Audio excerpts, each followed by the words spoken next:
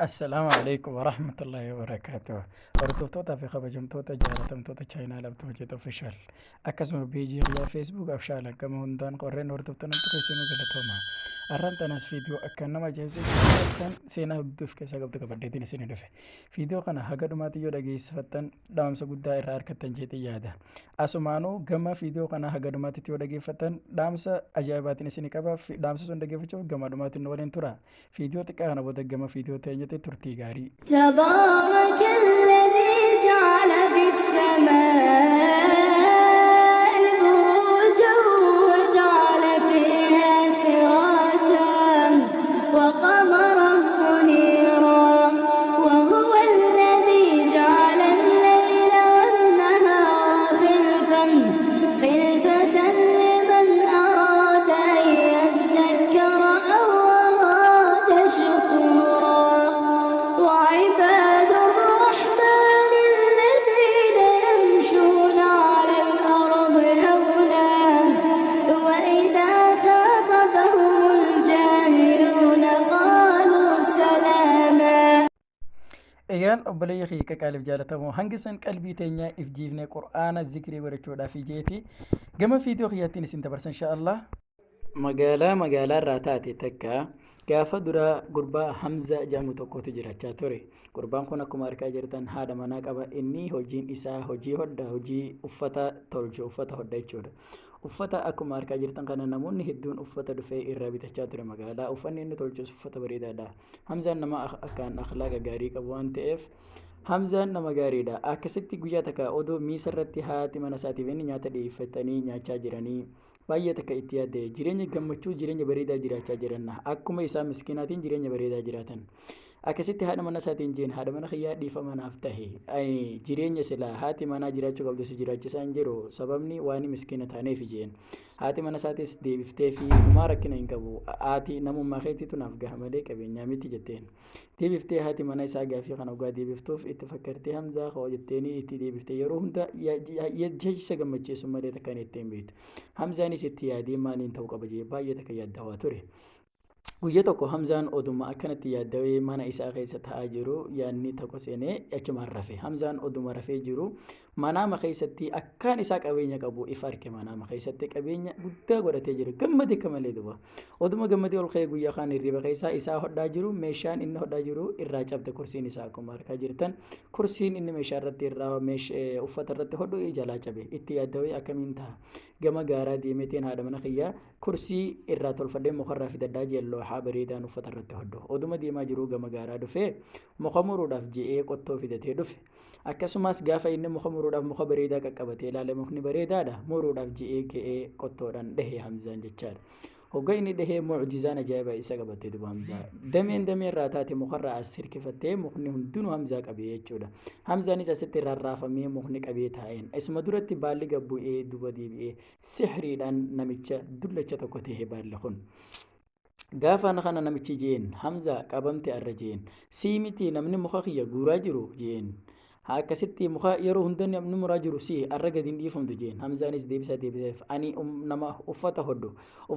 irraa arra loohaan kiyyan irraa cabnaaniin as dhufe uffata loohaan irratti hodhadhu murachuudhaaf jeen no arra siif dhiifama godhuun hin jiru namni yeroo hunda muka muraa jiru si arra qabamtee jirta jeen jaarsinis.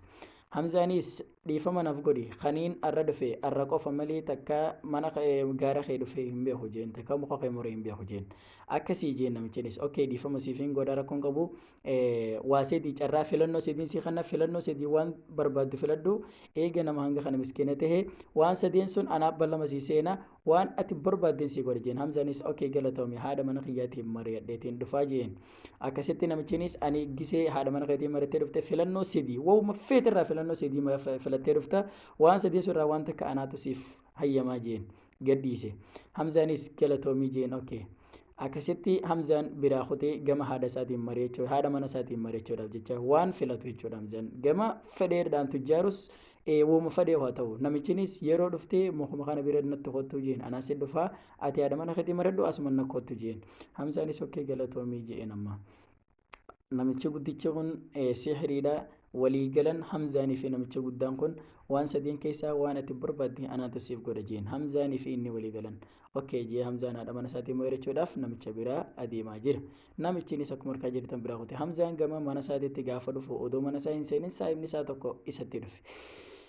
saahibni isaa kuni akkasitti hamzaa waan keessatti dabratan saahiba isaatiif hime obboleessa fiidiyoo kana gama dhumaatti yoo na dhageeffatte gorsa bareedaa siif kana jeetii yaada inshallah hamzaadhaan namicha kun jeen wanni sadeen ati filattu duba maali jeen laa jeen saahibni isaa waa sadeen keessaa obboleessa ati bulchaa biyya kanaa ta'e jeen takkaa muummee ministeeraa ta'e jeen anaatu biyya si wajjin bulchaa ati bulchaa biyya hunda bulchitaa jeen hamzaanis biyya tan bulchuun danda'u na dhisi jeen anjiruun kiyya tartiibaan jiraachuun barbaadan no jeen anaas wajjin bulchaa ta'e jeen namichi kun haasida isaati obboleessa saahiba haasida ifraage saahibni haasida wate ifraage namichi kun anaas wajjin jira jeen biyya naas wajjin bulchaa hamzaanis okay galatoomi saahiba jeen maaliif sababni saahiba isaa waan amanu jecha odoo haadha mana isaatiin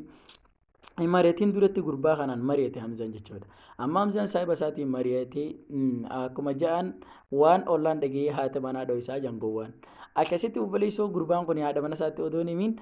namicha kanaan mariyatee gamee isaatitti deebuuf deemanii beektu gama namicha saniitti deebuu deema hamzaanii fi namicha waliigalan biyya bulchuudhaaf hamzaanis qophaa'ee jira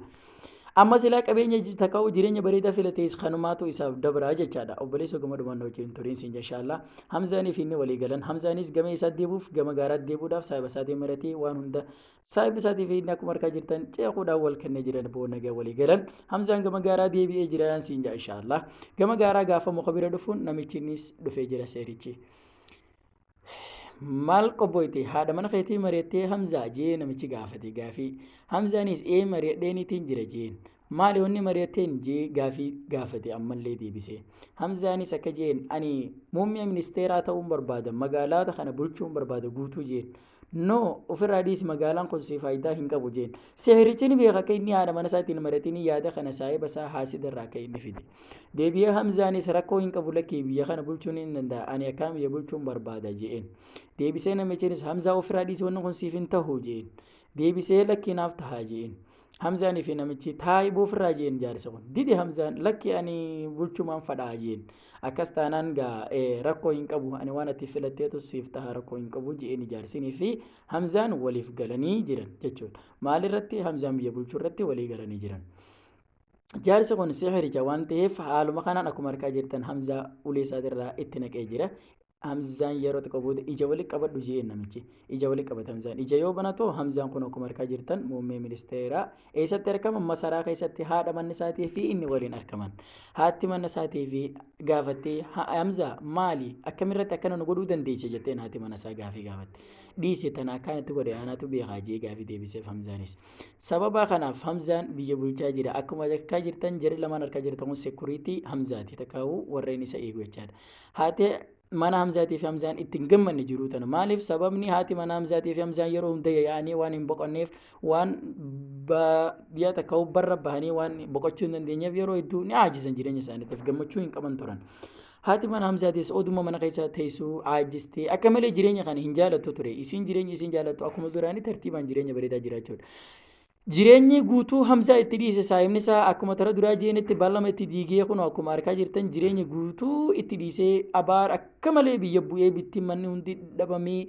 midhaan takkaa'u nyaanni biyyarraa dhabamee abaar akka malee bu'ee namni hundinuu abaariin dadarkaa'e eksii maxxansan mana hundarratti suuraa eenyuutiin suuraa hamzaatiin hattuunis baay'attee magaalaan hundi miskiinooytee namni hundi wal saamuu eegale kana caalaa duba odoo jiranii namni hundi miskiina ta'ee hamzaanis waan dalagu wallaalee jireenya sababni inni waan hin beekneef jechaadha akkuma argaa jirtan hamzaa eksii hiriirra bahamee jira obboleessoo dhaamsii ani siidhaamuu barbaade maali yoo naan jettee silaa filannoon arrasii kan namte sun filannoo maal filatta ture takkaffaa gaafii qiyya dhaamsiin gamoo boodaatira siidhaamuu barbaade obboleessoo yoonii fi ati jechuudha nama jiruu teeti gammadu taate nama afur ofirraa eegi jireenya kee keessatti akkuma bal'ama siiseen dhaamsiin si qabu nama si tuffatu nama si kijibu nama si xiqqeessu barbaaduu fi nama si hamatu nama afran kana abbaa fadhaa ta'u obboleessa kee yoo ta'ellee jireenya kee keessatti irraa fagaadhu kun dhaamsa qiyya yoon dogoggorii gama eessaatiin gama koomentii yaada keenu barreessa akkasuma waniin akka kabajaatitti akka obboleeyyaniitti isin gaafadhu sheer laayik koomentiidha sababni hoo maali yoo naan jettan anaaf